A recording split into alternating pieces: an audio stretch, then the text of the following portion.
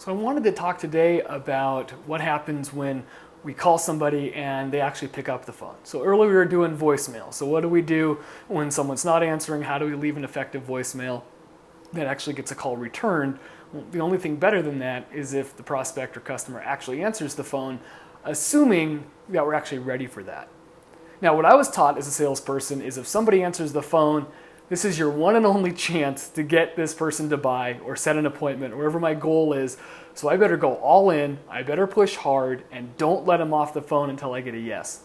Well, to me, that's super uncomfortable. It's not fun on my end to have that conversation, really not fun on my prospect's end to be receiving a call they didn't ask for, they weren't expecting, and now they're just getting pounded by me, the salesperson, to get some kind of result.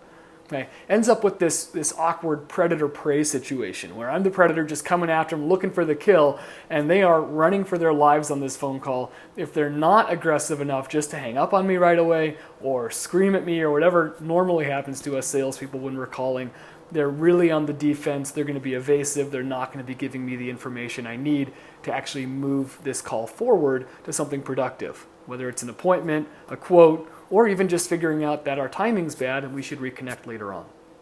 So what I found is I had to make a shift in this approach. And the shift at first sounded really strange to me. It was not something I'd bought into right away, but after trying it a number of times, in fact, trying it 10 minutes ago, just before I hopped on this video, I found it to work really effectively.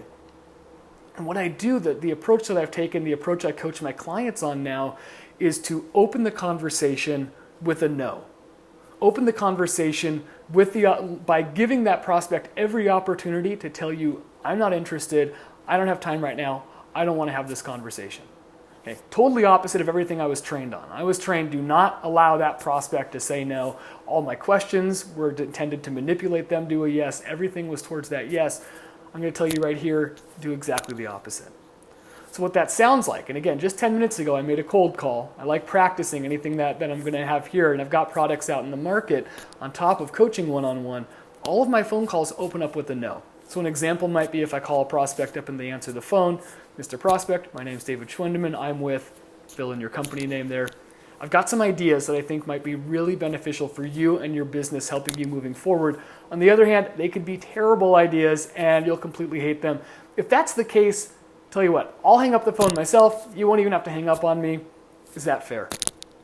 Okay, so something like that. I'm giving that prospect an out right away. You can hear I'm already inviting them to tell me no. No, I'm too busy. No, I can tell I'm not interested. No, I don't want to do this. All of those perfectly fine.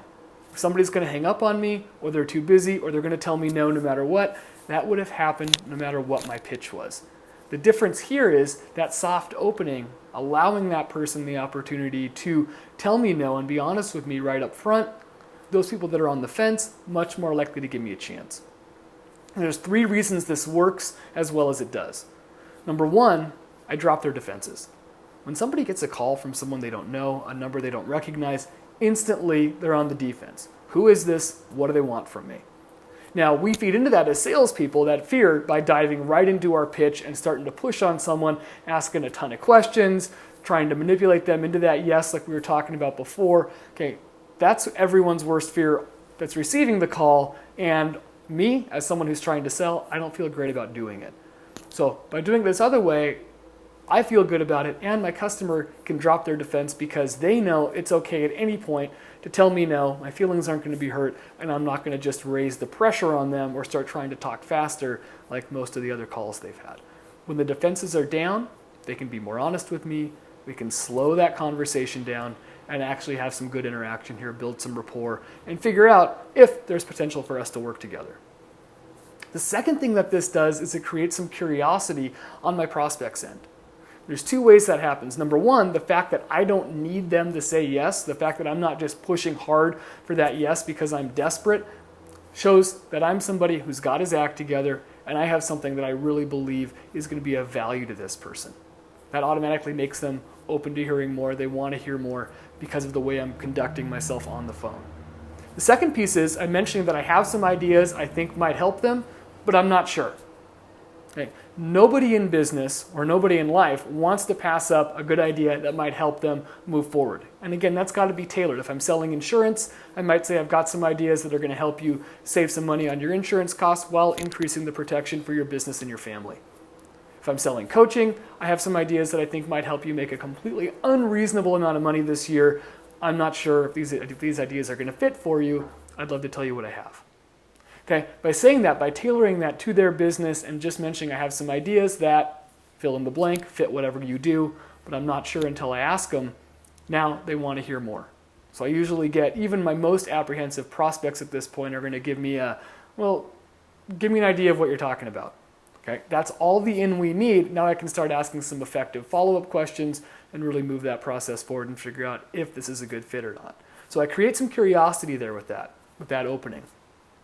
The last thing that it does, this is one of my favorites, is it puts me in the position of being more humble and almost more subservient than this person. Whereas a normal salesperson calls, they try and dominate that phone call, right? They try to, again, just bulldoze through any objections and plow that person over. I'm opening the call and then almost stepping back away from it. I'm setting myself one rung below the person I'm just calling, which means they want to step in and save me. And that comes when I say, I've got some ideas I think might help. On the other hand, it might be terrible ideas. You might hate all of them. Okay? Once I've done that and not been the one who knows it all, the one who's in charge, the one who's got it all together, made myself, in fact, less okay than the other person I'm calling, now they really want to step in and help make me feel better. So if anything, they're going to want to hear my ideas because now they're in a position of almost taking care of me rather than me being in the position of coming in as this superhero ready to come save that person. All right, so once we use this script, we drop the defense, we create some curiosity, and we put ourselves in a position where now this person that we just cold called out of the blue wants to be our friend, wants to help us out.